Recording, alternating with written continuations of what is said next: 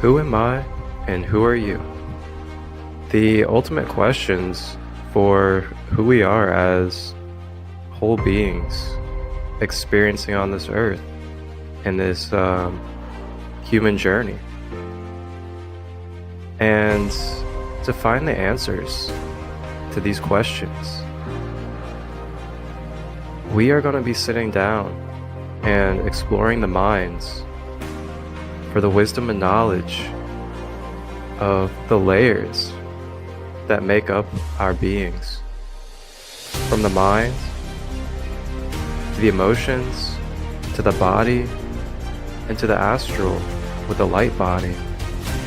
We will be exploring these different multi-dimensional aspects of who we are as the I Am presence in this world on earth, in the human experience.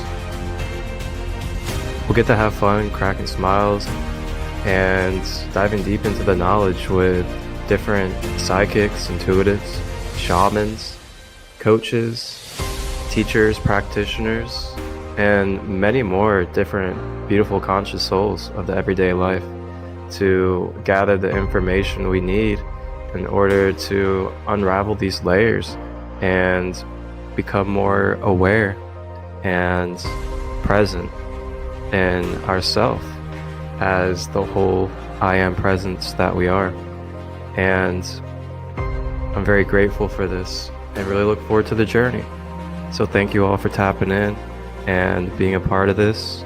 And I am your host, Marcus, aka Christolight, and I will be on this journey with you from the beginning to the end as we travel through the process of clearing layers.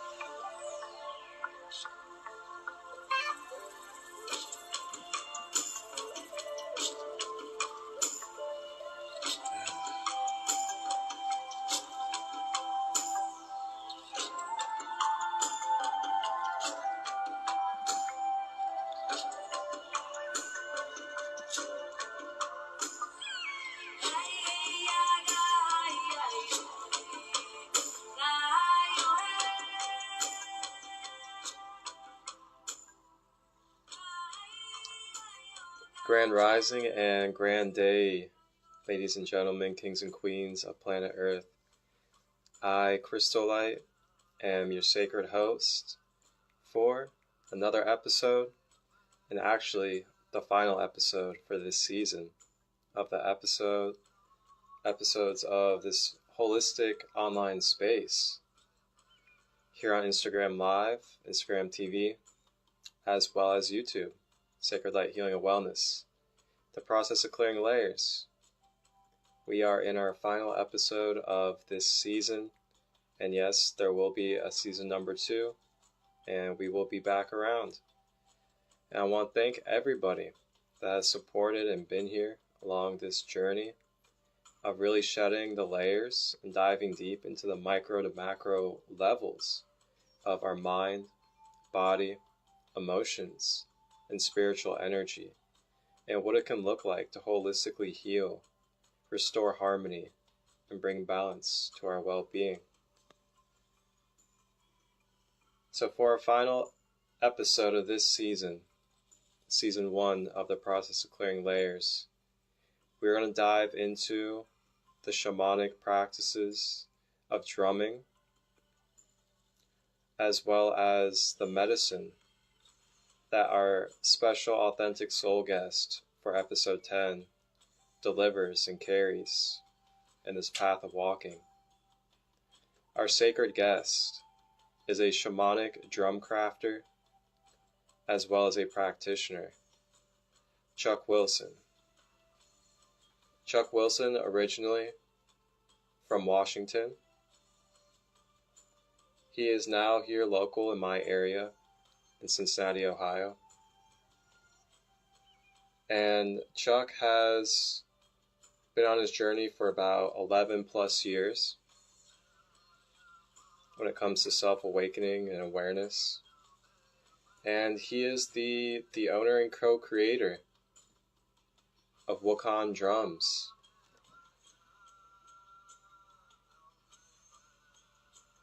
Chuck is very dedicated to these drums and this path of spirit. He had lost his partner, Sandy, and she transitioned to the other side in 2018. And when this happened, this was the transformational time to awaken the Wakan drums into fruition. These drums, they are made with beautiful sacred wooden frames of many different trees to represent tribes, cultures, nations, and trees of the world.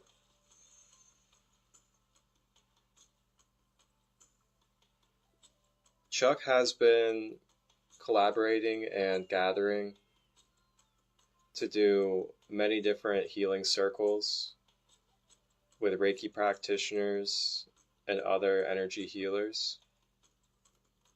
He's also met a couple different native elders and had the honor to sit with them. He's been to about 3 or 4 different powwows, and he's been to different events like Burning Man to share the medicine of his drums.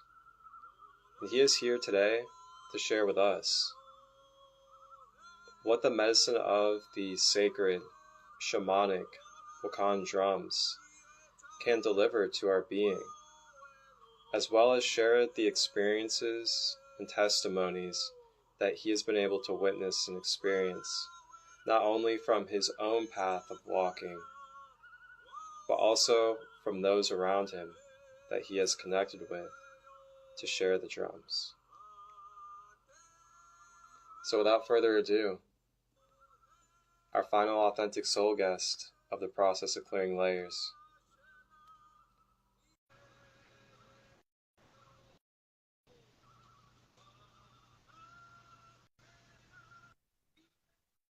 Oops. There he is. Get everything adjusted right. Okay. Blessings, brother. How are you? I'm good. It's really good to see you. Yeah, this is a interesting forum. It's a little different format than being on the floor of a show and talking to all the people that come in, but it's kind of cool. Yeah, absolutely. Welcome to the Instagram Live world. Ah, I see one of my friends over in India. My friend over in Indianapolis, Indiana, is showing or is on watching this. Is good. He's quite a connected person. Oh, wonderful. Yep. Who is it, if I can ask? DK 240. Oh, I just okay. saw that. Yeah. Welcome in, brother man. Glad to have you here to support. Wow. So, Chuck, man, oh, where to begin? Well, I guess let's begin with how we met. Our experience alone is pretty telling of the type of energy and spirit that is carried through what you do. And for everybody out there, me and Chuck, we met roughly a month ago at a Reiki Plus share. And a Reiki Plus share is a gathering of beautiful, conscious souls here local in Ohio. And we all gather together every other Friday. And we do a potluck, we do Reiki exchange, as well as just hold space and just have genuine conscious connection and community. And we were we were there about 4 weeks ago, and, and I remember I walked through the door. Chuck was standing right there, and he's like, "Hey, you like drums?" And I'm like, drums, you say?"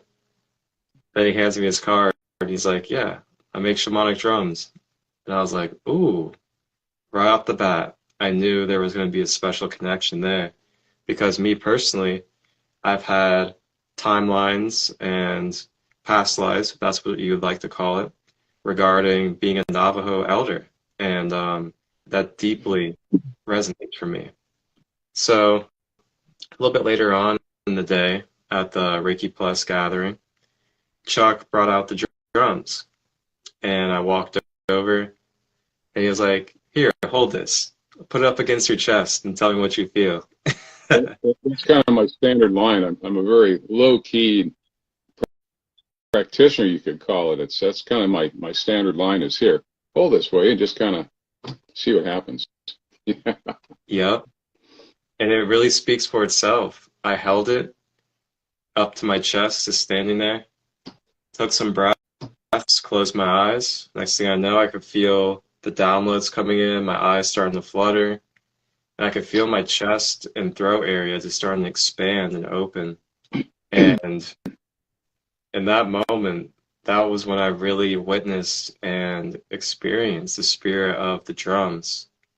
And after that, for about an hour straight, in the middle of the whole entire gathering, we went to this private room and sat there and connected with the different drums and just connected with the different spirits and downloads that were necessary for us in that space. And ever since then, it has been a really beautiful connection, and we've been able to play the drums together. Chuck was actually there for one of my really powerful Reiki sessions that I received 2 weeks ago at the Reiki Plus gathering, healing my Navajo lifetime, actually, regarding a couple of things.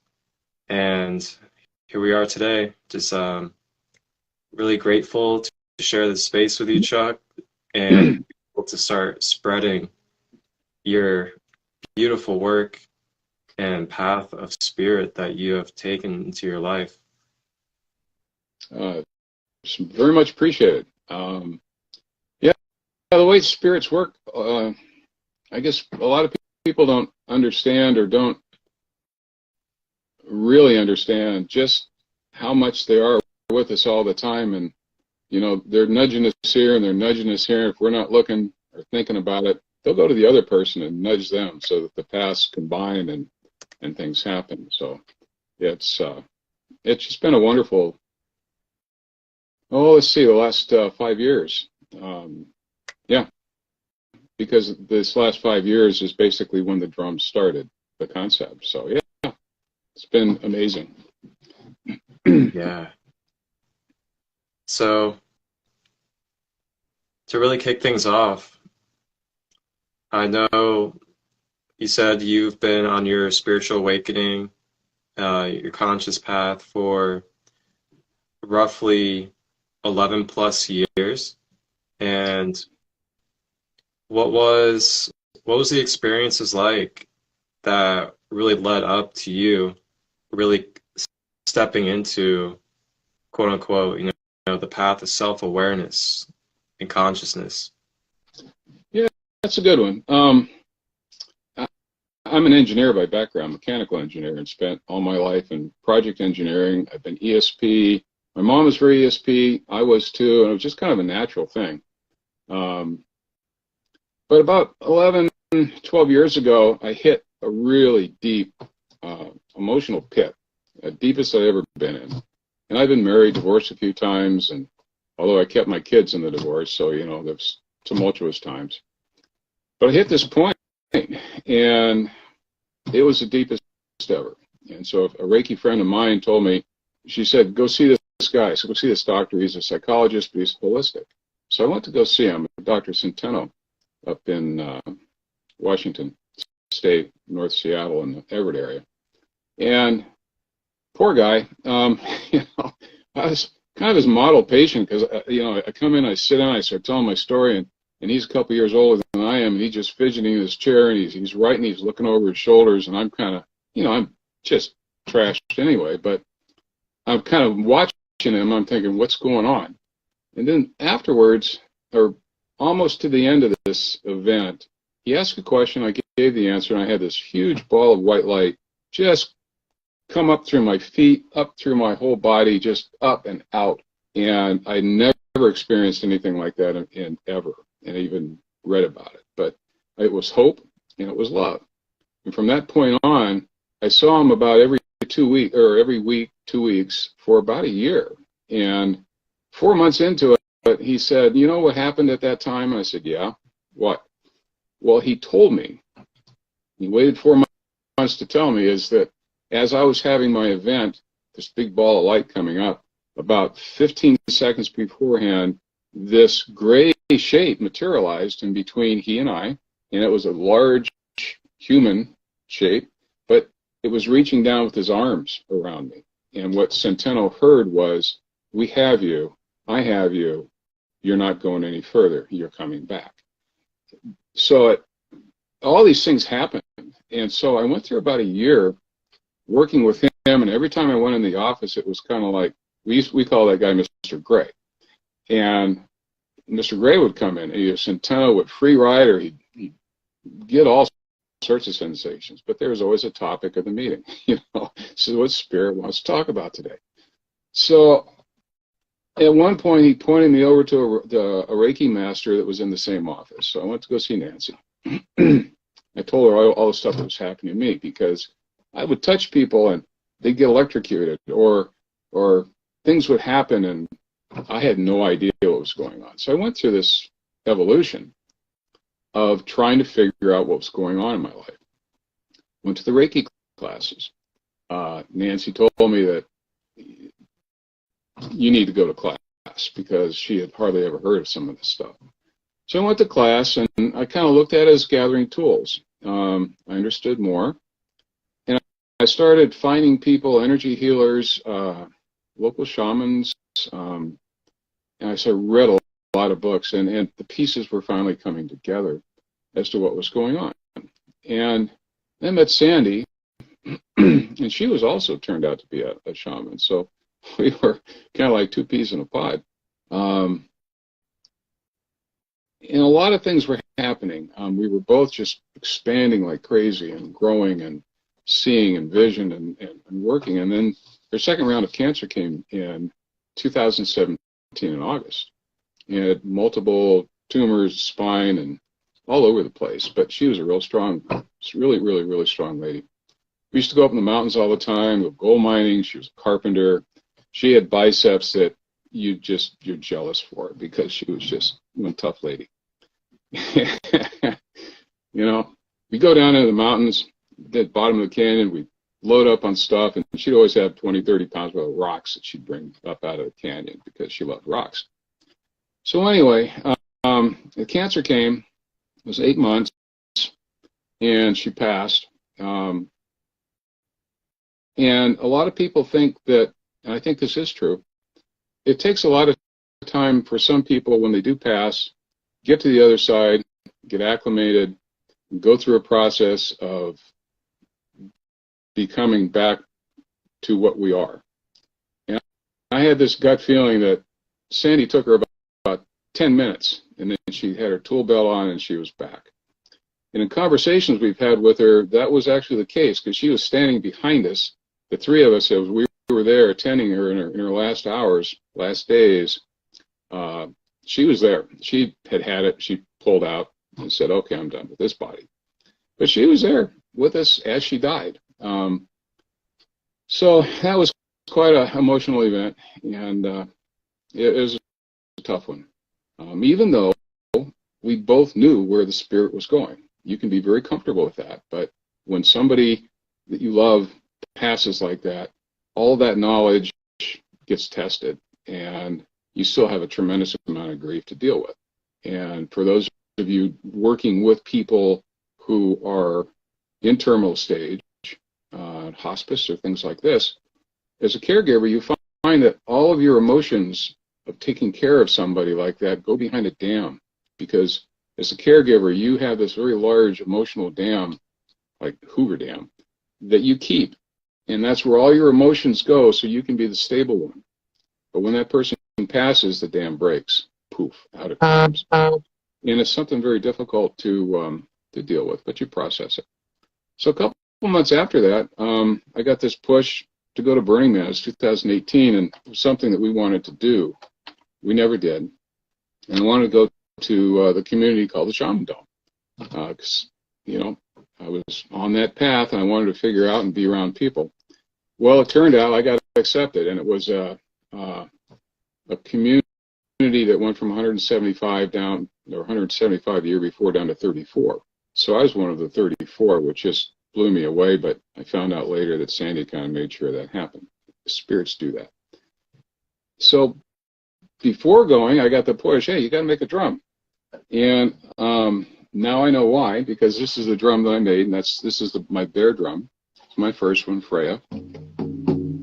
And during this was probably one of the big events I've experienced in my life, because I found two shamans on Whidbey Island, which was Charlie and Sharon, and went over there, and they had spirits had said, you get a bear drum. That's what you get. Don't argue about it. And as we started the process, Charlie just stopped, and he was a couple years younger than I am. He was in his 50s, and he said, I got to tell you this, Chuck, right now, because I've always seen spirits in gray.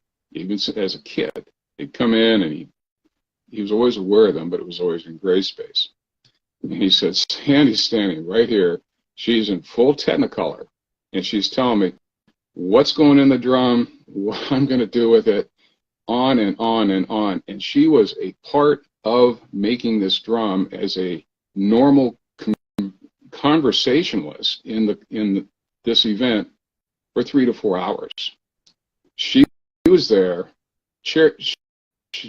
Sharon and Charlie and the two other people were just in this awe, because they had never experienced anybody making a drum where the spirit of who the drum and why the drum is being made for, boom, pops in. Here you go, guys. It was phenomenal for everybody. So I learned a lot, and I went to Burning Man. I had never worked with the drum before, and so before I went, I met with a lady called Andrea Berry. She's in South Tacoma, Des Moines. She is part Yaqui and a drum maker, very, very talented person, very gifted. And I asked her, what do I do with this drum? How do I've read everything about it, but so she walked me through, and she was a teacher for me for quite a while. And actually, when I came back from Burning Man, I think I must have worked with about 50 or 60 people there, and it was just it was an amazing event. The people that was in the community were very powerful healers. I learned a lot, experienced a lot. So after I came back, it's around November time period, Sandy pops in to have a visit with Andrea, which she had done a number of times, and Andrea can see spirits very well. She journeys people phenomenally. Sandy pops in and says, I'm worried about Chuck. He needs a ceremony. Got to get this. And so they decided to have the one to give me was the Keeping of the Soul ceremony, which is one of the 7 sacred ceremonies that the Sioux have. And that's where the White Buffalo Calf Lady, when she appeared to the Sioux, she gave them 7 ceremonies. Do. And she said, read this book. Figure it out. Hold it. So January the 13th, 2019, she came over with her helper, and we had the ceremony. She held the ceremony for me, plus other ceremonies, and it was phenomenal. It's a 12-month ceremony where you are committing to care for the soul of the person, the family, the friend, whoever it is that has passed. In the context of you're making sure that they know they're still very much loved, they're thought about. You give part of your food every meal. There's a lot of different things you go through, but it's a year's process. And even though I knew she was right here and she didn't need any help because she told me, either do this or I'm going to kick your butt. What's for you to do? So it's been amazing. So a couple months into this ceremony period, I started getting these communications, these ideas, these thoughts that I had to figure out how to make a sacred drum so that all of the links and the spirits and the power, you could call it, the spiritual gateway stuff that she put into this drum could be put into other drums. And the other drums means I had to figure out how to make these things because they weren't simple drums. They had to honor the tall people, which are the trees, the sacred trees. They had to tie to and integrate with other tribes, cultures, like the Buddhists and Siberians and a lot of things, the forest people, and I had to figure it out. She and others were very helpful in giving me ideas, but I ended up making these drums, as you can see on the website, but I use about 24 different woods, and the medicine wheel has about, I think there's 14 different ones in the medicine wheel themselves. So that's the idea was posed to me, figure out how to make these. The reason they're important is because what I saw at Burning Man and what I see all the time is I give somebody a drum. Here, hold this for a minute. Poof. A lot of times I see people just go off in journeyland, their eyes get really big, and they say, oh my God, this person just came in, or I had these feelings, or something came up, and I'll see people in tears because emotional issues they've been dealing with all of a sudden pop up in their right in front of them, and they understand it. So I came to the awareness that the drum program, it's called the drum program, the Sacred Drum Program, that was Sandy's plan. And I was probably part of it, and as other people were too, when we were sitting back on the other side before we reincarnated on Earth this time. We're going to do this. So she has been a force unbelievable in making this happen. She's the drum mother. She's in every drum that's out there. There's been many people that have come back from Journey with eyes wide saying, there was this lady, and this is what she said, and here's a message for you. She helps a lot of different people all the time. So the purpose of the drums, the challenge was to figure out how to make these things and then to get them into people's hands so that all the links that she put into Freya would go in every single new drum that would come out for the keeper, the people that would hold the drums and have them and use them for their own life. But that was the challenge. Figure out how to do it, and then do it such that you've got something that's represents so many. And so, yeah, Marcus, that was kind of the lead in my life path to coming to the point of figuring out, one, how to do something I've never done before, because I had never made drums, let alone made drums like I do now with all these woods. I did a tremendous amount of research into sacred woods, which tribe, which culture, on and on, trying to figure all this out and pull it together. So that's kind of the background, how I got awakened, my awakening point, trying to understand and evolve, and then getting to the, and losing Sandy, and then getting to the point of her coming right back and saying, buddy, we're not over yet. We got lots to do, and here's what you're going to do. So let's get busy. It's an interesting story. I mean, I haven't run into too many people that have similar stories of working with their past. I mean, their life partner, their twin, in such a manner. It's kind of fun. Have you run into people like that, or? Actually, I haven't exactly heard of something like that to the degree of what you're experiencing on your journey. And I gotta say, thank you for sharing and being vulnerable with us and coming on today to be our guest and really give us the insight and the wisdom of what's been taken upon your path, as well as these, I guess you could say, very unique and rare experiences that you've come across. Yeah. So, with all this being said, you were talking about, the trees and the honor that you like to put into using the different woods. Now, if you're open to it, would you like to explain some of the woods and the connections behind the way you create the frames? Sure, I can do that.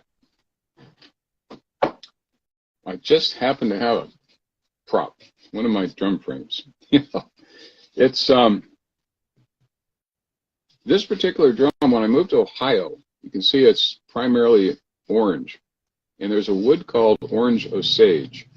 And it's a regional wood of the Midwest, eastern part. But it's a wood that's used by a lot of different tribes. It has its sacred aspects of it. It's got its medicinal.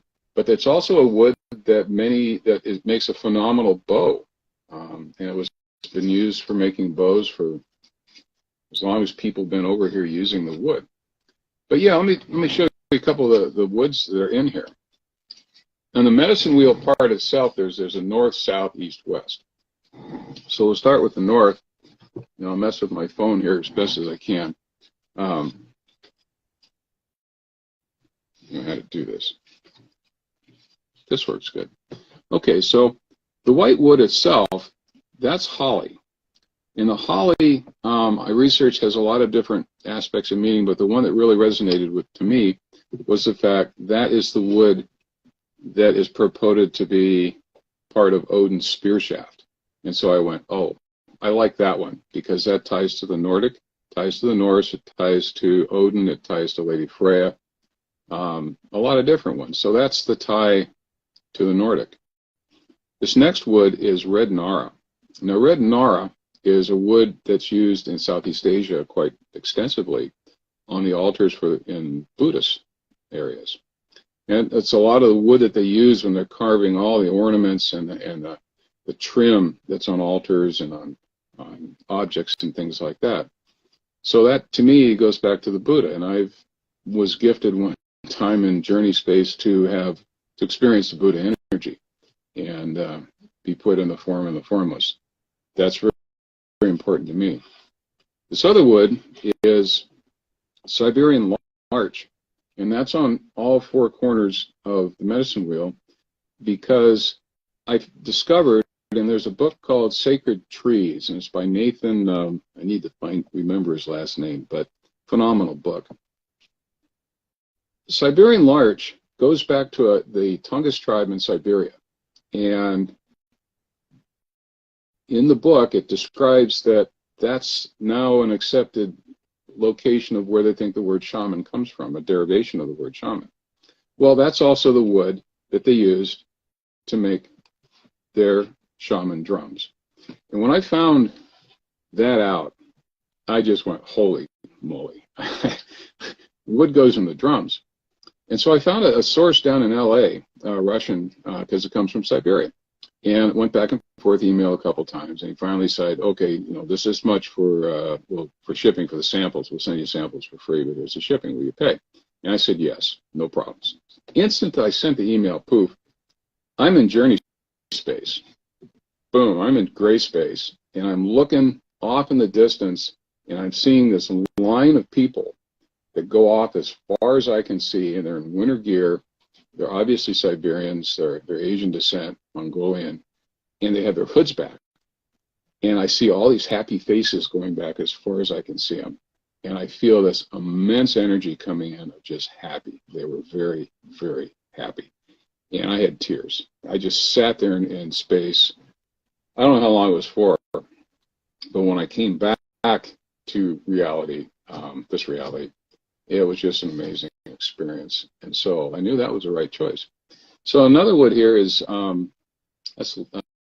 ash. And ash, if you go back into the tree of life, P.O.C.L, that's, for the most part, everybody, that's the wood that P.O.C.L is made from. That was important to me, not only going for the Norse, but when we made Freya, the bear drum, one of the things Sandy said is that she was putting a direct link to P.O.C.L into the drum and into me. And that had to be in the north. And to me, the north is my prime point. And so when you go around to the east and the west, so the yellow part here, though, the colors are really my interpretation and how I wanted to use the medicine wheel. The colors came from the Sioux, for obvious reasons. And I'm not native. In this life, I'm not native. But, like many of us in past lives, there's been, we've lived all over. We've done here, we've done that. I've been in many tribes. I've been medicine man many, many times, they tell me. One person popped in and said, yeah, Braveheart, well, you got killed in that battle. Oh, that's great. So you never know. But anyway, so that's, in this life, I'm not tribal, but having the ceremony kind of brought me into that realm. So these particular drums I make these days, the orange sage is the yellow. And so you get into the east-west, and they're the same. There's Siberian larch, there's red western cedar. A lot of tribes use that for many different things. And then there is oak, and then there is ambrosia maple, which is kind of more of a wood from this end of the world. In this particular generation of woods that's in the medicine wheel, I've included 4 new woods that are tied back to the Cherokee, because I got an email one time where this lady said, I loved your drums, and could you incorporate something from the Cherokee in these drums? And I researched it, and there's 7 sacred woods. I could find 6, and I already had some in the frame anyway. One I could not find was sourwood, and that's a southeastern U.S. wood. And if you ever find honey that's made from sourwood bees, supposedly it's really, really good, and I have to find some. And I found some. I should have bought it, but I will buy it. I could not find that wood. So anyway, I incorporated that. So I've got all 6 of the 7 sacred woods of the Cherokee in the medicine wheel now. There's beech, there's black locust. Again, I had oak, I had maple, birch, and I think there was another one. So in the white layer here, I've incorporated a couple of those extra woods from the Cherokee. So then if we go to the south, because the east and the west are the same, but the couple of special woods in the south, there is dogwood. And dogwood is the tree of life for the Mohawk. And then I have the couple of the Cherokee in there too. And then the black layer, I used to keep as black walnut, but in a lot of the drums, there's a streak of a really, really black drum, or black wood, which is this one, and that's African wengi. And that's a wood I found. It's very hard. It's kind of like an ebony wood, but it comes from Africa and has some very powerful spiritual healing meanings. And the one thing I've done is, as I research the woods, I always look up metaphysical properties. What's it mean and what tribes they use and everything like that. And on my webpage, there's 4 pages of sacred woods and kind of a list of who does what. And then the red is P.O.C.L. That's a Central America, South American wood. And I usually throw something in like Purple Heart because it's kind of the same way. So anyway, that's kind of the medicine wheel. But, as I make the drums, these are all rings. And so as I put the first ring down, which is the medicine wheel ring, in the glue, I'll put certain things. The first thing I put in is magnetite, and that's black sand. It's black sand from one of the beaches where the Columbia River flows into the Pacific Ocean. And black sand is very dense. It's magnetic. In that beach, there's little fine gold particles in it. So Sandy and I used to go there and mine for gold. We just run it through a sluice, play in the waves, which are really big. So I put a little bit of the magnetite in the glue, and that's my tie and link to the oceans, very direct tie to Mother Earth and to that particular memory of what we used to do. And so another thing that I put in, it's a kind of a red clay, and it comes from Brazil. It's called kimberlite, or red kimberlite. And it comes from an area that's kind of a surface deposit, similar to Sedona, apparently. But it's a powerful mineral. But so I put that in the glue, and to me, that's the link to South America and cultures there. And I know one thing that Centeno used to see visions of me in a dress as a Peruvian shaman. So past lives there. So another thing I put in too is a little bit of shungite. A friend of mine up in Mount Vernon, Washington, runs a store called Mystic Experiences, I think. Big store, really neat guy, and he's connected. So he gave me a big jar, and he said, use this in your drums, there's a lot there. So I put a little pinch of shungite into the glue. And then the last thing I put into the glue is a mineral that comes from the serpent mounds here in Ohio, which is this massive, it's the biggest serpent mound in, I think, in North America. It's like 1,300 feet long. It's this big, beautiful, but it's a very sacred ground. I've been there numerous times. We've done drum ceremonies there. And there's a rock shop. And we took the drums to the rock shop one time, and we're talking to the people there because there's a lady that's Terry sings with the Ravens, I think is her name, but she's Sue. And Frank, I think his name is. Showed him the drums, and at the end of it, he just came up with a handful of this gray rock, and he said, here, put these into your drums. That's the rock that's the substrate of the big meteor crater that the mound sits on, of course, many hundreds of feet up. But so to me, that little bit of earth ties to the region, but it ties to the mound builders and mound builders wherever they are around the world, and to Mother Earth. So along with the woods, there's the minerals that I put into the drum, into the glue, and yeah, that's kind of a quick rundown as to what goes into making these. It takes a bit of time. Very beautiful. Thank you for taking the time to thoroughly explain that for the collective. I know you've told me multiple times now the process, and it never ceases to amaze me just how beautiful the spirit and energy is of just hearing about the process and knowing the process of dedication, sacredness, and honor that you really put into each one of these drums. Let me interject a little bit. There's a ceremony. A lot of times I'm very casual with my relations with my spirit family, my buddies. But there's one thing I learned from reading a book from Sandra Ingerman, and it's called Ceremony. And when I read that book, I realized, yes, we all know we walk with spirits, and then they come in and out, and you can talk with them. But there's there is an importance to ceremony. A ritual that's a formal ritual, it's like a formal dinner. And that is important to their side, to our side. when I make the drums, I have all these rings ready to go. I have a ceremony that I start. I do the smoke stuff, and Sandy is the mistress of ceremonies, and I start with her. And I start going down my roster of all the spirits that I know of that are part of the drums, that are part of the experience. And even now, as I'm talking about, my fingers all tingling. I ask them all to formally come in and be part. And my house is always so full. Many times as I'm going through my own ceremony, I'm usually by myself, I can't talk. I hit some places where their presence is so intense, I kind of have to take a moment, take a breath. Sometimes I get tears because their presence is so palatable, and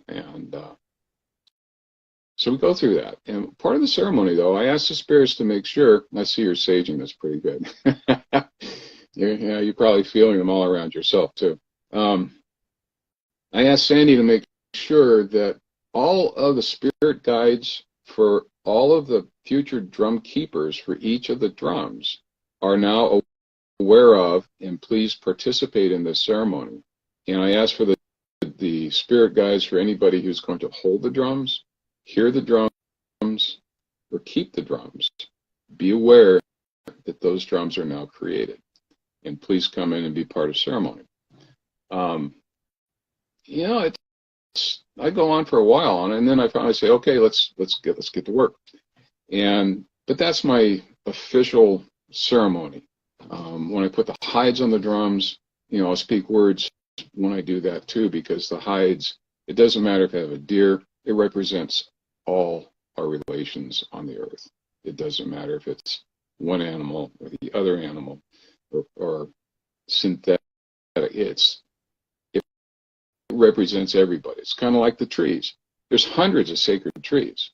And I was really in a quandary trying to figure out how am I going to do this.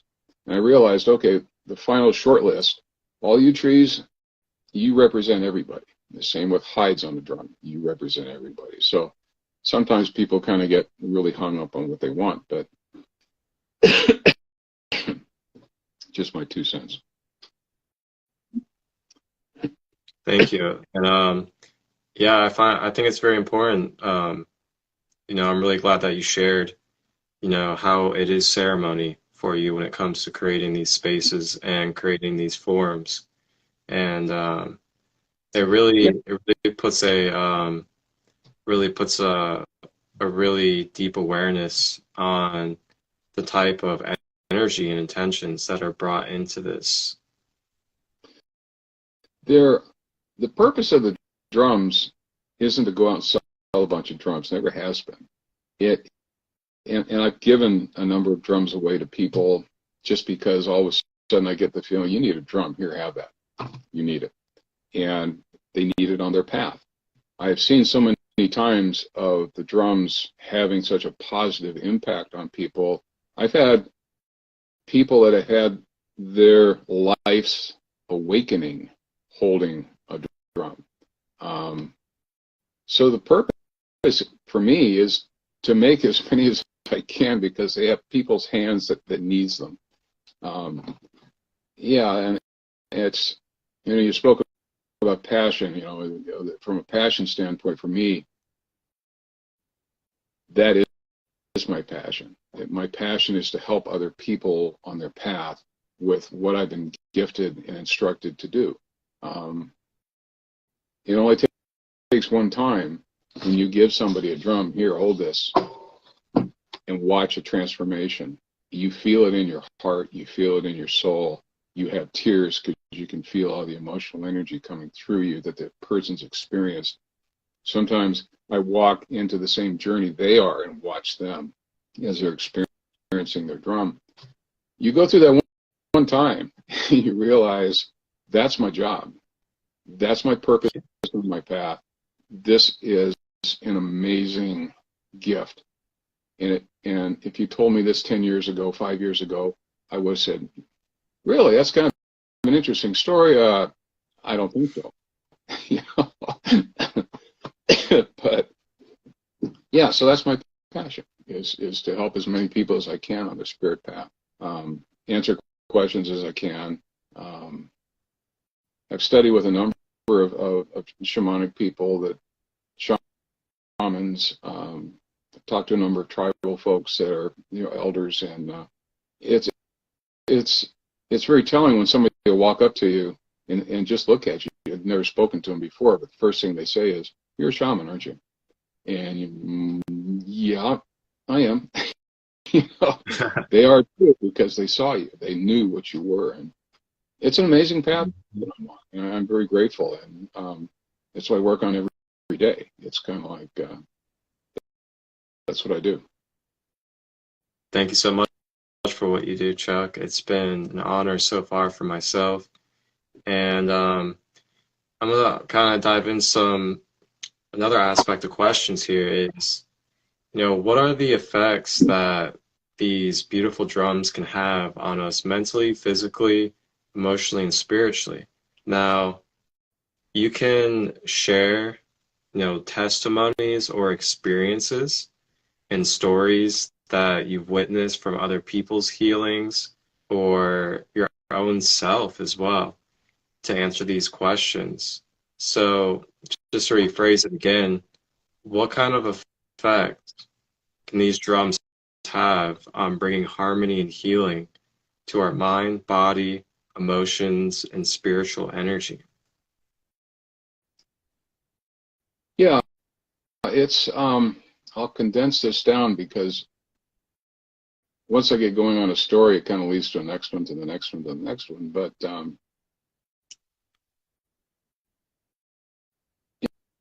in the books, a lot of books written on spiritualism, spirit path, shamanism, very many different cultures.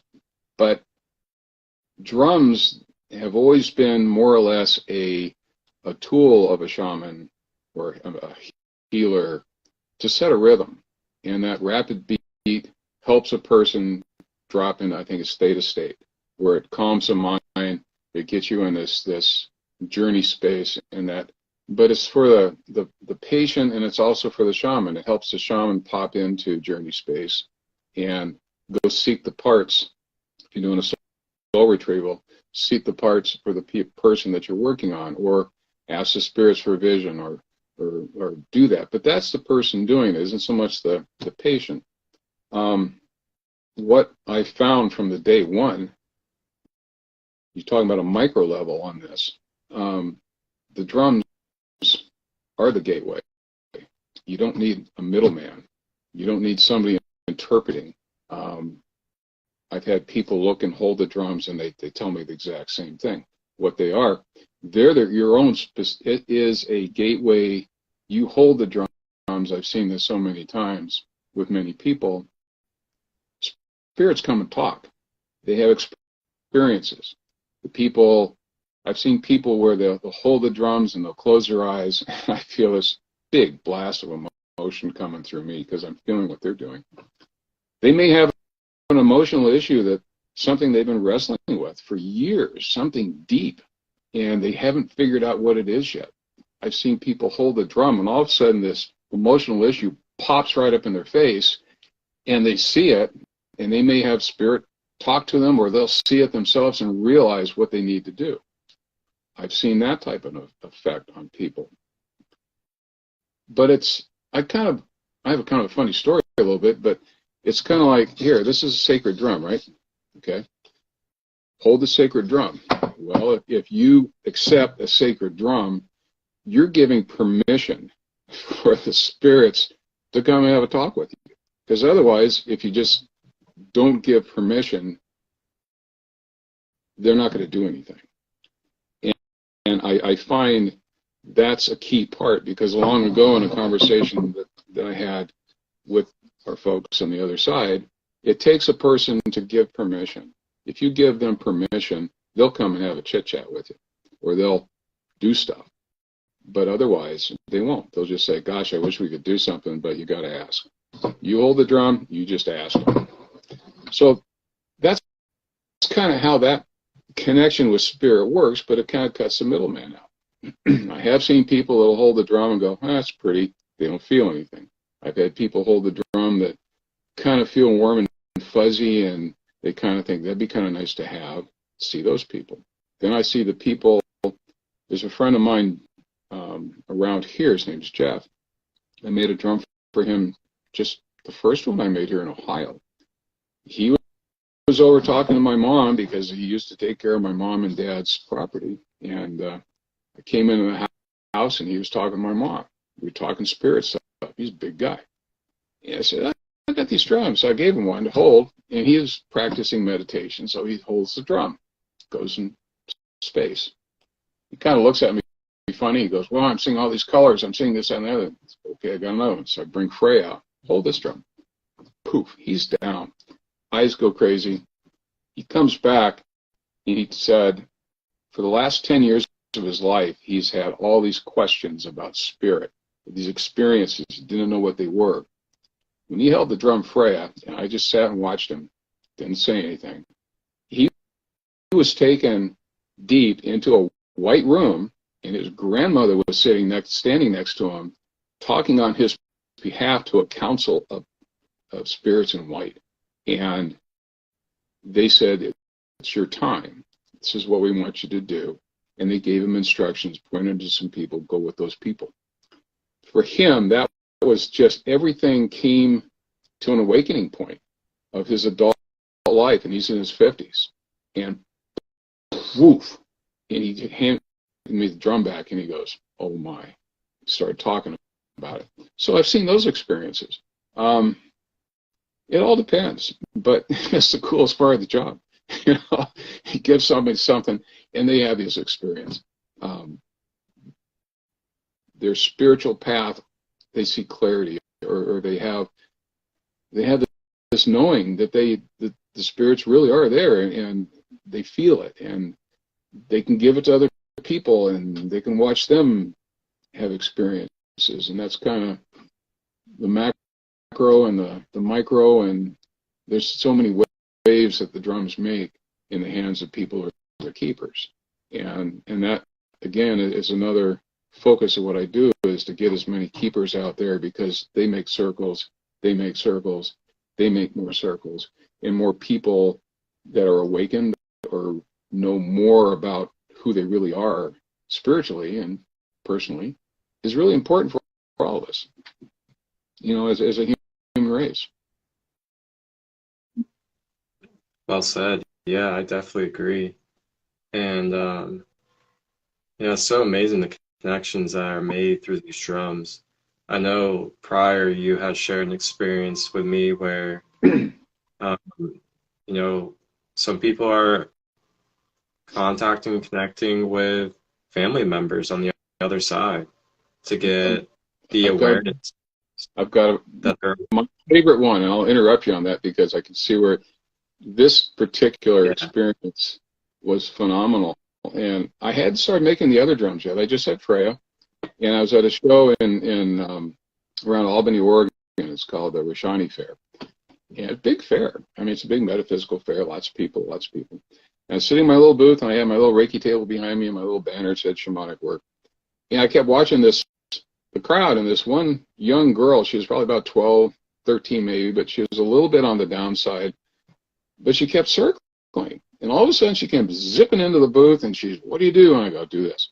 How much does it cost? And she's reaching into her little purse, trying to find some money. And I said, just sit in the chair. Don't worry about it. Sat in the chair, gave her the drum.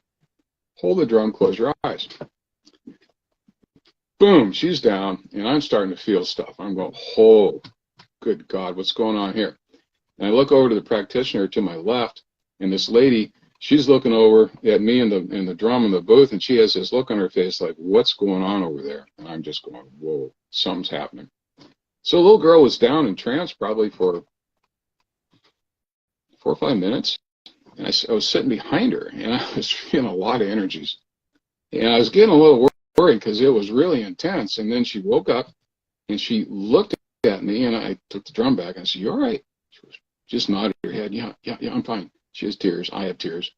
And I said, can you tell me what happened, if you would? And she goes, well, she closed her eyes, and Out of the crowd walked her father, right up to her. Behind the father was her grandfather. They stood there, and had a long conversation with his daughter. And then she came back, and I said, wow. And she was telling me the story. She goes, and my father, he died last week. Okay. I always get connected to that point when I tell the story, because seeing somebody that just, holding my drum, and, their father just died the week before, and the grandfather, and they're there to tell her, it's okay. We're fine. You're fine. You're doing great. This is what your life's going to do. Don't worry about it. Don't be grieving. This is great. She gave me the drum, told me the story, and off she was. And that's so stuck in my mind at that point. It was just phenomenal.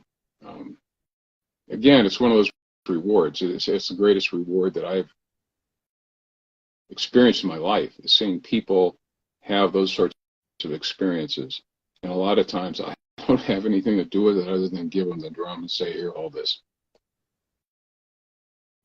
Yeah, that's so incredible. And if you would like, if you're open to it, there's one other experience that I would like to have you share for the collective, and it's the one that you talked to me most recent about the other day at your home, was your last Tuesday Reiki session with a client that you've been working with, and that was the type of amplification that you were able to bring to the Reiki group with the drums. Yeah, everybody learns all the time. I learn all the time. Every experience that I have, I learn something new that I haven't experienced yet. The Reiki group's been just phenomenal. There's the elder lady that runs the group, Gwen. She invited me to be part of the group. So she's always sitting there. And when I'm drumming on people or whatever, she has this funny look on her face. She's kind of looking up at me, looking at the drum. And what she sees with the drums is I'll be working on somebody, drumming all over them, and going over and doing what I want. But what she sees, she is seeing swirls of different colors of energies that form around the drum and then go right into the person. Or they come out of the drum and the whole person has been coated or covered about 3 inches deep with blue light. She's seen lights coming out of the bottom of this particular, all my drums as I'm working on them. There's just beams of light that go into the person. And I haven't run in, that's phenomenal what she sees. And I know that's to help me focus, learn more about what I'm doing. There was a guy that came in about 3 or 4 weeks ago. I'll call him Fred.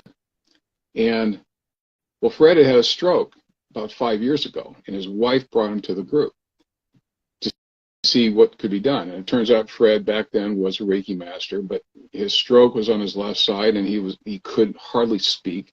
He had struggled to come up with a word that he wanted to say, and he was really getting depressed, had a hard time. I think he used to be a firefighter or something. So the first time that we worked on him, a lot of drumming.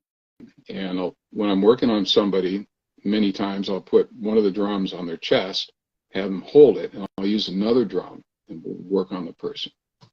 That particular, the first time we worked on Fred, there's a lot of us there in the room, and there's some people in that group that are phenomenal. This is the first time I've seen healers of that quality, the type that go into the energy bodies and they see, or they're totally connected with spirit, and they'll channel what for the person. And it's been a phenomenal learning experience for me to be around that quality of persons. So anyway, he came back the next week, Fred. He can talk. He's happy. His words come together he's still a little off, but it's nothing like trying to figure out one word. He's speaking, and he is so happy, and his wife is so happy. I've never seen such a step function of improvement of somebody. So he laid on the table for the second time. And I started working on him, and the other folks came over. But I had one of the drums on his chest, and I was using another one, and I was working kind of over his head. I was beating, listening, and I kind of journeyed into his head. And this particular journey is important for me as well as him. But the reason it's important to me is I was in journey space, and I kind of envisioned the cosmos. And as I was drumming, I was seeing the stars of the cosmos, and I was thinking, okay, this is inside of his head. Those are the neural points in his head, so we need to make more. So I started tossing little stars up, more stars into his brain, I get this feeling, and I look over to the right. Sandy's there. And it's the first time in a healing event she has come in, visible to me, in spades, and she's looking over at me and just kind of smiling. She has buckets full of stars that she's tossing up all over the place, And so we're both in there. We're both tossing stars all around. Well, then I hear somebody light up a sound bowl, and I kind of come back a little bit, and I point, do it on top of the drum that's on his chest. So they did, and they're doing the sound bowl. As I hear that, and I'm still in journey space, I'm starting to see these little gold filaments and silver filaments start forming, and they're connecting to all these stars. And I'm seeing this happen. And as all of us were working on it, that was my contribution. Other people were working in different parts of it. And Fred is just phenomenal recovery. Matter of fact, he came over to the house the other day because there was a drum that called to him. And so he went away with his own Wakan drum as a companion. You read about these things in books, but, that massive of a change in somebody from a physiological, from a recovery from stroke, I had never seen that in person. And it was magical, just magical. Combination, everybody's energy flowing in, the interaction of the spirits, what can you say? Yeah, that is, wow. I mean, it's really hard to put words to it. Words can't even really put justice to how beautiful and amazing that is. Oh, and watching Fred's face, his whole personality is lit up. I mean, you look at him now and speak with him, he's still a little slow, but he projects positive. He's back to where he was before his stroke from just a human standpoint, and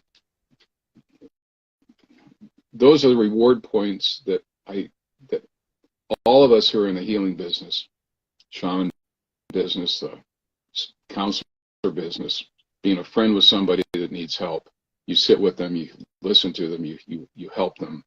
That's the level of reward that when you're helping somebody else, that's what everybody should really be working to do, I guess.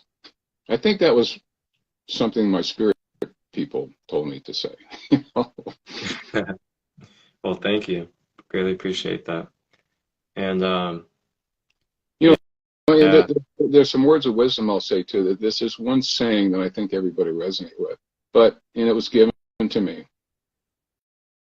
And the saying is, your greatest strength is your vulnerability, quote unquote. So everybody who's watching, write that down. Your greatest strength is your vulnerability. It has a powerful meaning for everybody, but it's very true. Absolutely. That's amazing, And what really stands out to me about that, without going too deep into it, is number one, it's a release. You get to release what's stored and stuck inside of you. And then number two, you get to bless and gift and give back to the world around you by doing that. Yeah. And that's a beautiful balance right there. It's so divine, so beautiful. Yeah. All right, Chuck. One last thing with the drums and the circles and the circles and the circles, there's a testimony on my website by a lady called Tracy Ireland. Read that one, because she's an extraordinarily talented lady. But she's one of many that I hear from that say, I'm so grateful that our paths cross, and your drum is, you made a drum for me, because it's done this much more for my spiritual path and the work that I do. That's the whole name of the game, is to get as many people helping other people, in ways that they're supposed to. Yes, I agree. And we have a couple questions from the viewers, our wonderful conscious viewers out there. Sure. And the first question for you is from Energy Soul Child, a sister from the UK. She asked, how many different designs of drums have you made, and do the symbols amplify them?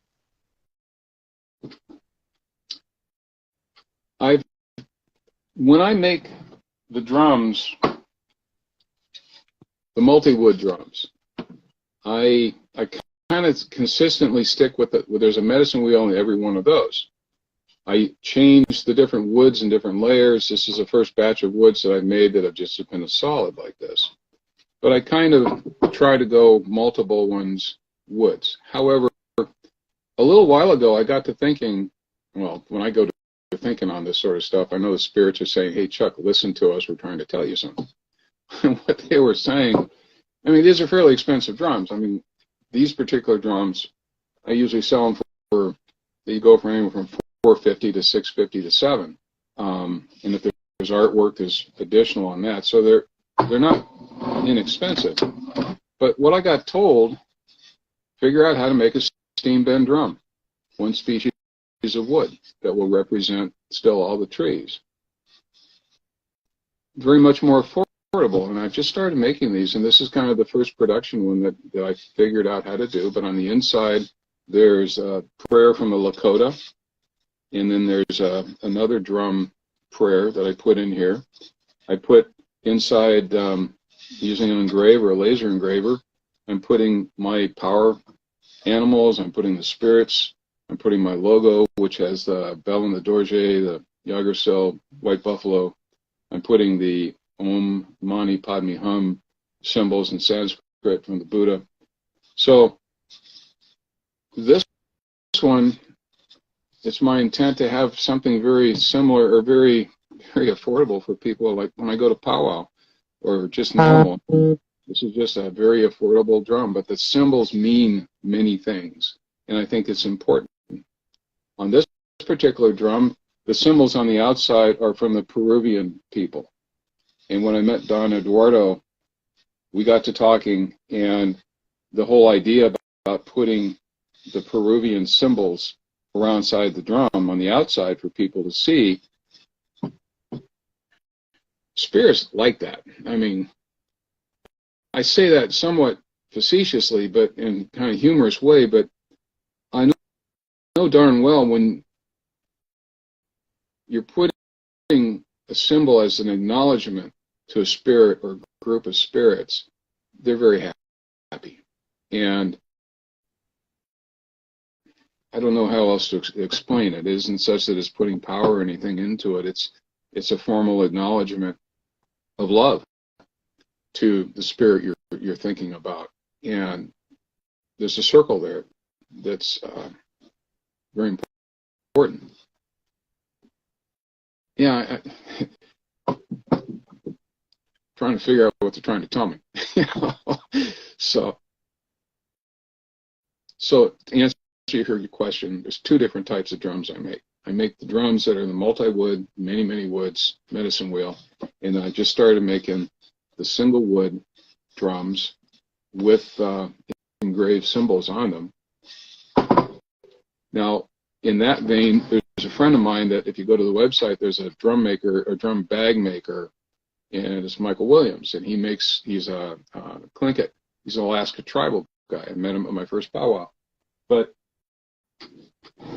I've just finished his first prototype. He has his particular form art that he created of his tribe.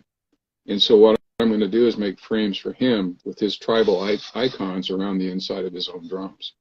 And he is so happy because that's his identity of what he's working with people about, Northwest Alaska tribal. And yeah, so I'm going to offer that too to people. If they want a specific frame with their specific icons, I can do that now. I can't do that with these drums. I mean, there's a certain way that I make them, and it isn't in a flat plate. You bend it around. They're not bent. These are bent. I can do that.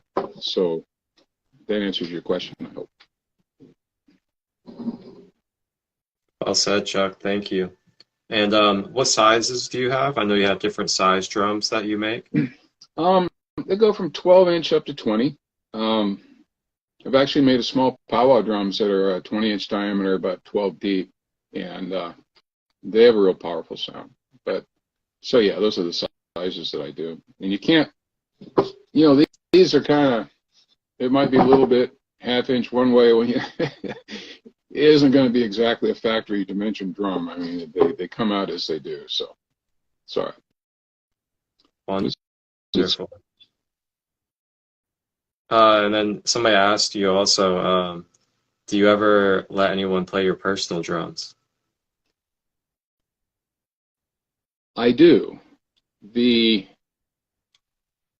When Freya arrived, and when I went to, her name was Robin Romeo, and she was a shaman in Seattle. I went to her just before I went to Burning Man, and she was one of the, 15 years ago, she was with the Four Winds, and she was very talented. One of the things the spirits told me, specifically, they said, you guard your drum Freya with your life. You do not let anyone play her, and you guard her, and you guard her, and you guard her. So I did. And I knew that was for an initial period, but these days, the last year or so, if I'm working with somebody, I hand them the drum, and they're going to play it. I say, use your fingers only. I'm not giving you a beater to beat on her, but play it and see what rhythm comes out for yourself.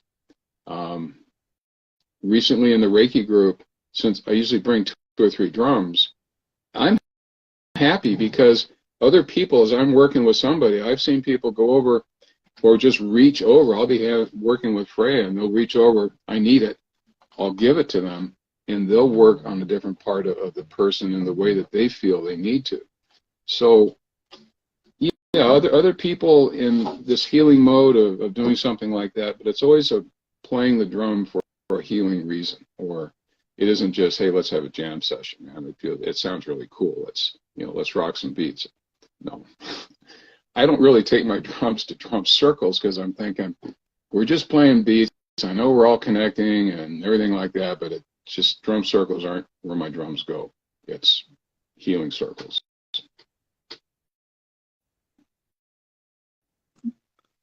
Thank you for sharing that insight. You said something about, in the beginning of the live, my guides just told me to ask you about the symbols. Did we just answer that, lady? So I think you briefly kind of touched on them a little bit. Yeah, if you want to touch on the symbols that you have on your steam bent one, that'd be great. Let people know, the tribes it connects with and okay. All that beautiful stuff. One of the symbols, I can't quite, okay. This one right here, the salmon. That is the salmon of the Still-Guamish tribe, Northwest Washington. That was the first powwow that I went to, the Festival of the Rivers in 2019. I actually asked the tribe, I sent them a letter saying, I'd like to use this logo. And I never heard back from him. And then the gentleman, the elder that made that flute for me, the story stick, we put that logo on his drum bag. And I asked him, because he knew all those people really, really well, I said, hey, they never said anything. And he goes, well, if you didn't hear from them, that's okay, because if it's okay, they'll ignore you. If they're not okay, they'll say, don't do that. So to me, I put the salmon on all my drums as my particular logo, along with my logo, which is the Wakan Drums. one of the reasons I put the salmon there, and this goes back to the person's question of meaning of symbols. At that logo, or that powwow, the second day, Paul came in, and he's the flute maker, 10 years older than me, but he came in with 2 flutes. And I'm surrounded by 3 elders. He pops in, he plays a prayer for me. I get rooted, tears, and he comes out and he says, that song that I just played for you is a prayer, but it came from a salmon in the Stillaguamish River, 100 yards over, just as they died, but it was from the salmon people. They're blessing the drums, they're blessing the intent, and they're blessing your work. I've had prayers like that given to me like that, but that's why I put that salmon on all the drums, because it's the first time I brought those out in public to the tribes, and it was a wonderful reception. That's one of the symbols. The other symbol is, there's one that's here. This is a rainbow goddess. That is a Navajo Hopi entity, very powerful, and she's one of protection. But she's one of the ones that follow me around, and she likes brownies and she likes blueberries. So if you have a plate, you're going to do an offering to Rainbow, put some brownies and some blueberries, because she loves those. She's shown me clips of her in battle, you call it battle or whatever, but you never want to get her pissed off at you, because she's very, very powerful. But she follows the drums very, very closely. There's a bear. That's polar bear. It's one of my entities. There's a crow. There's dragons. There's deer. This is there's a one that is on here, not on this drum, but there's a symbol specifically for Lady Freya. I was on breath medicine. She popped in, and I'm looking up at her, and she had a message for me there. She's part of the drums. Her and Sandy are buddies. Her and Sandy and Rainbow are buddies. Sandy's buddies with all of these. I can't, it doesn't get any better than this, Marcus, I tell you what. I think with these frames that people have, it gives people the opportunity to put their own spirit animals on here, their own symbols of importance. It could be a family, it could be a flower, it could be whatever. But now you can have your own drum with your own particular sacred symbols on them. And I don't know if there's anybody that will do that, except what I'm doing right now. So, it's not a rubber stamp, it's laser engraved. So anyway, that's the question. Yeah, that's what's so beautiful and unique about what you do, Chuck, is that you really leave that expansiveness and that openness to give people the opportunity to put their signatures, the things that really call to their personal soul onto these drums. And when you think about that from a metaphysical standpoint, you have the drum, you have the wood being represented, the tribes, and all these other beautiful connections. And then on top of that, you get to have your own personal signature of symbols, also metaphysically being engraved and intertwining with those energies. And then as you get to beat on that drum and just let go and sink in, you get to really feel, your own unique essence go through that drum. And, that's really beautiful. Yeah.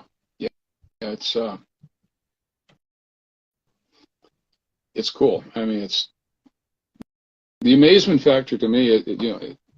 It never gets lost, as I see new things all the time, or talking with people, and it's just it's what I do 7 days a week mostly.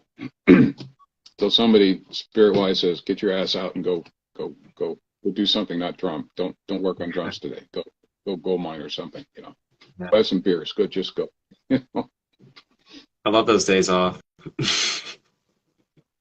I don't have that many, but it's kind of my focus these days. It's I've been on my own for 5 years. It's April 18th, 2018, when Sandy passed, and I always looked at it as my birthday, but her ending day. But she's told me numerous times, no, we share a birthday now, because it's your birthday coming in, but it was her birthday going back home, and I like that.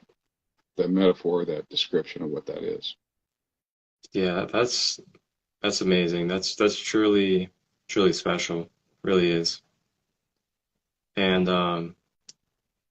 yeah, I just want to say for everybody out there, if you're curious on like, what else when it comes to the details of the benefits that these drums can have for you, is, drums are basically a sound healing device. You can use these drums to help recalibrate, restructure, and regenerate your cells, your physical being, and as well as your emotions. You can clear out blockages in your emotional body. You can rebalance and recalibrate your chakra energy centers. And you can also help release stored traumas, inner child healing, and things from past lives even as well out of your energetic field. So then you can have more harmony in your being. So these are just, some of the general basic benefits that come with using these wonderful sacred shamanic drums as sound healing devices. An interesting part about using a drum, sound healing, is you're drumming over somebody. You let your fingers play the rhythm. You don't think I'm going to go dun to dun to dun to dun. And what you find is as you're tapping in, but you find that if you're playing something that isn't quite right, it isn't resonating. And you work, and once you find the frequency that, or the beat that's correct, it syncs. And that's the correct beat for that particular location on the person. You might move up a little bit and it'll change. And so as you're working and using a drum, it's always trying to find the right beat for the right spot for the right purpose. That's kind of what you use them. I agree. So as we're kind of heading towards the end of the live, I'd like to ask the question to you, Chuck, is what is your vision that you have for the future when it comes to this passion of yours and this dedication with the Wakan drums? And how can we all, as a collective, not just myself, Marcus, how can we all help support you in that? Well, my vision is, first, is to keep making drums as long as I can, keep helping people with the drums, educate people, sit with people, journey people, healing standpoint, a one-on-one standpoint. There's all that. One of my visions is to have, I was in one of the people I know who's a channel.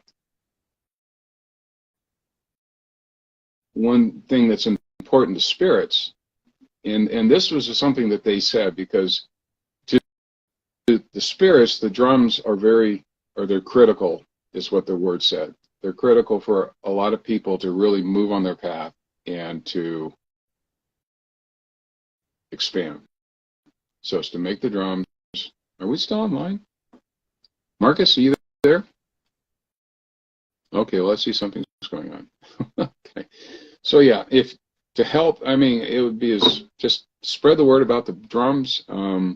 If you want to donate hides and skins or something like that, you can always order them from Centralia Fur and Hide and send me drum hides, and I'll put them on other drums. Those parts and pieces are always good to help me make drums.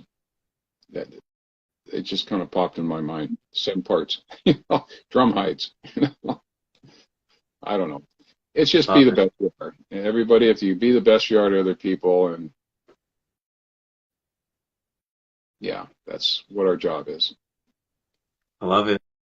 And yeah, you guys can message Chuck here on Instagram if you have any questions on creating one for yourself, what that would entail, what all you would need to give him regarding information.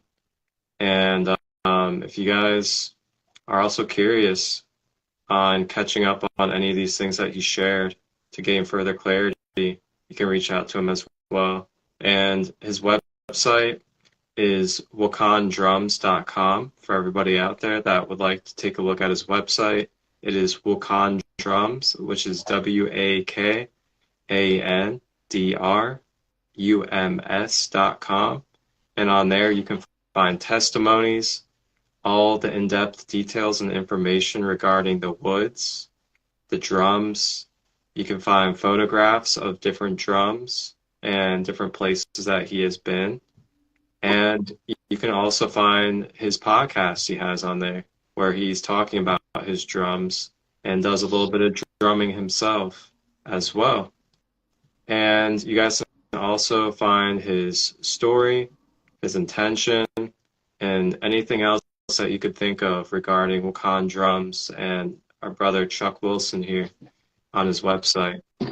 And you guys can also look at prices and the different styles that he already has available as well, if you want a Wakan drum today.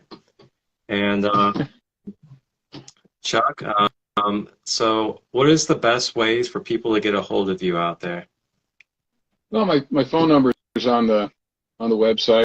There's email. I do email a lot better sometimes than I do the Instagram, but either way, there's Instagram, there's email, text message. There you go. Amazing. Thank you so much, Chuck. Do you have any final words or anything else that you feel that you really need to share before we head off? Just be good, everybody. Help other people. Wonderful. I love that. Thank you, Chuck. And for everybody else out there that might have been curious, we had the Zoom workshop for the generational clearing inner child healing moved to next Saturday. So next Saturday will be the free Zoom workshop space for inner child healing, and Chuck will be our sacred shamanic guest, and he'll be playing some drum, and I'll drum a little bit, guided meditation over the drum in that session. So if you are interested in joining that Zoom workshop next Saturday, feel free to reach out and direct message myself here at Sacred Light 33, and I will send you the Zoom link and let you get filled in on what the space will be like. Thank you all that have supported. Thank you everybody for asking questions and being open to receiving. And big love, sending big love to everybody out there, as this is the final episode, episode 10 of the Process of Clearing Layers online series, season 1. We are wrapping it up, and we will be back for season 2 towards the end of summer. So thank you again, everybody, for the support. It's been a beautiful journey. And this full episode of episode 10, Shamanic Drums, will be on the Sacred Light Healing and Wellness YouTube channel, premiering this Tuesday at 8 p.m. Eastern. So subscribe, get notified, and you can watch the premiere at 8 p.m. Eastern of this live in its full episode. And that's it. Oh, blessings. Wholeness and balanced love, everybody.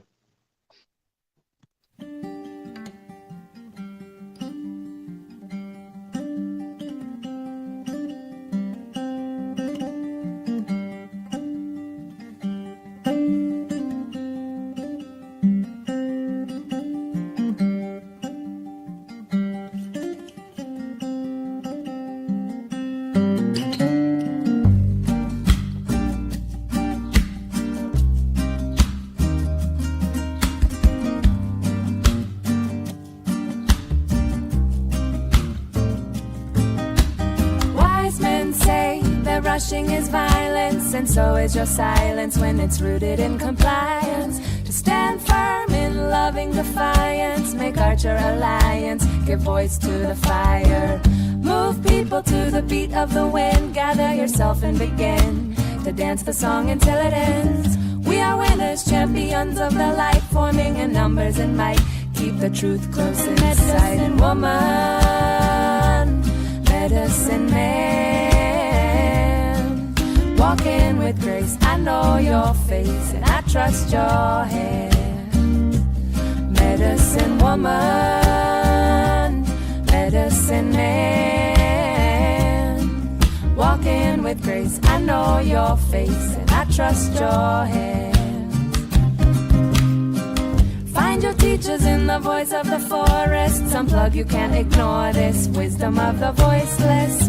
Remedies are bountiful and surround us, from the garden to the farthest. Prayer made of stardust.